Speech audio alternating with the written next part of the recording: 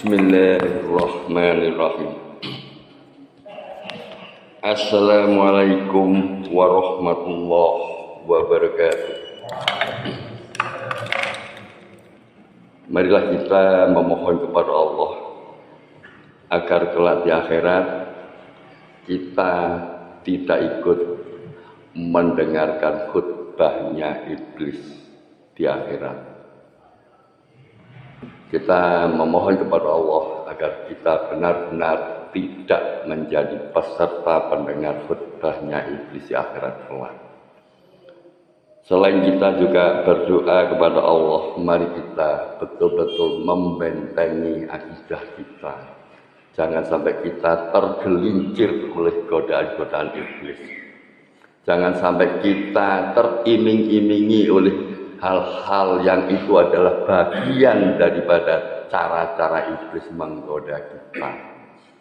Iblis akan senantiasa merasuki jiwa seseorang, merasuki hati seseorang setiap saat, setiap waktu dari segala arah.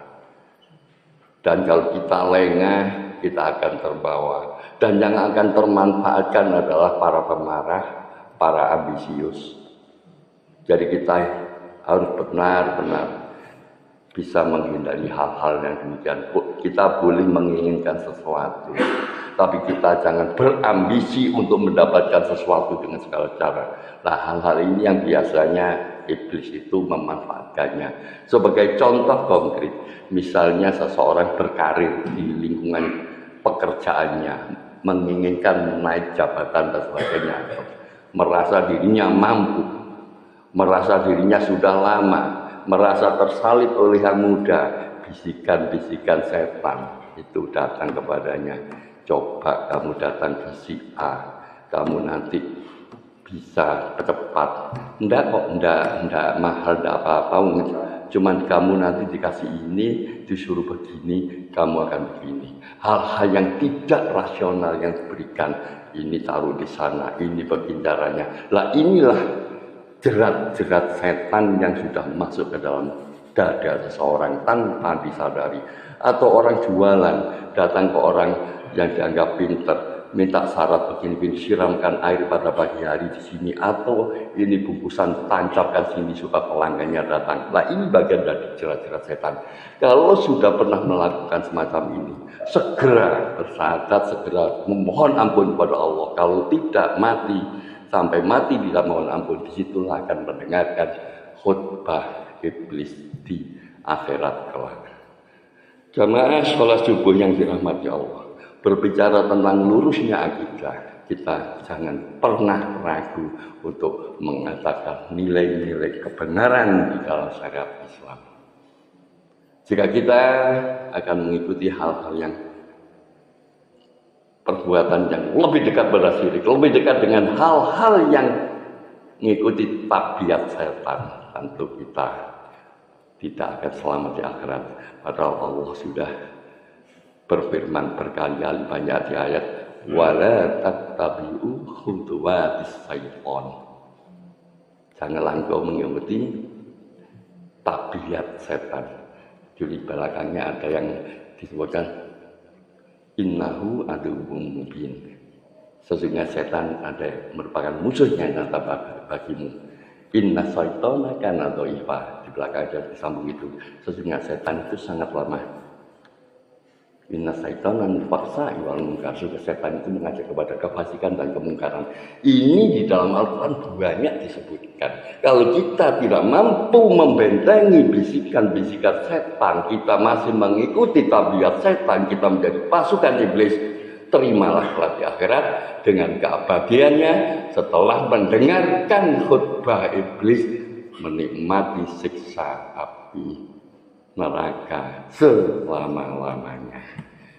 Hal ini dikabarkan oleh Allah di dalam firman-Nya di surat Ibrahim ayat 22. Dan berkatalah syaitan tatkala perkara hisab telah diselesaikan, sesungguhnya Allah telah menjanjikan kepadamu janji yang benar, Dan aku pun telah menjanjikan kepadamu, tetapi aku menyalahinya.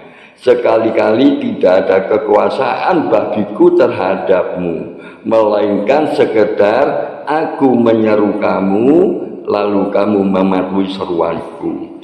Oleh sebab itu, janganlah kamu mencerca aku, akan tetapi cercalah dirimu sendiri. Aku sekali-kali tidak dapat menolongmu, dan kamu pun sekali-kali tidak dapat menolongku. Sesungguhnya aku tidak membenarkan perbuatanmu mempersekutukan aku dengan Allah sejak dahulu. Sesungguhnya orang-orang yang zalim itu mendapat siksaan yang pedih. Inilah iblis kelak di akhirat menyampaikan ketidakbertanggungjawabannya pada orang-orang yang sudah disiksa. Dikasih tahu kalau memang dia tugasnya menyesatkan. Lah karena itu kita sejak awal harus menyadarinya. Hasan Al-Basri mengatakan, tatkala hari kiamat iblis berdiri di atas sebuah mimbar, kemudian berkhutbah seraya berkata, sesungguhnya Allah telah menjanjikan kepadamu janji yang benar, dan aku pun telah menjanjikan kepadamu, tetapi aku menyalahinya. Itu intinya dari khutbah iblis menurut Hasan Al-Basri dalam tafsir At-Tabari. Kemudian Ibnu Katsir menjelaskan bahwa Allah mengabarkan tentang khutbah yang disampaikan oleh iblis kepada para pengikutnya, yaitu setelah Allah memutuskan menghisap. Jadi setelah Allah memutuskan menghisap para hambanya, kemudian Allah memasukkan kaum mukminin ke surga, dan Allah menempatkan orang-orang kafir ke dalam neraka jahanam. Maka iblis tatkala itu berdiri dan berkhutbah kepada para pengikutnya agar semakin menambah kesedihan mereka, kerugian di atas kerugian, serta penyesalan di atas penyesalan. Tafsir Al-Quran dari Ibnu Katsir. Inilah, jadi kita jangan sekali-kali terjebak, jangan sekali-kali terlalu ambisi menginginkan sesuatu sehingga dengan cara yang mudah terpeleset masalah faktor keimanan kita. Jadi kita hidup di dalam sebuah kewajaran di garisan diridhoi Allah, insya Allah kita akan selamat dan tidak akan ikut menjadi jamaah yang mendengarkan khutbahnya iblis di neraka kelak.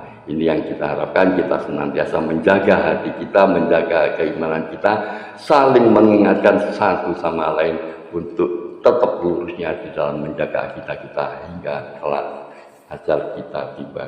Aku qouli hadza wastaghfiruhu innahu huwal ghafurur rahim. Subhanallahumma wa bihamdika asyhadu an la ilaha illa anta astaghfiruka wa atubu ilaik. Assalamualaikum warahmatullahi wabarakatuh.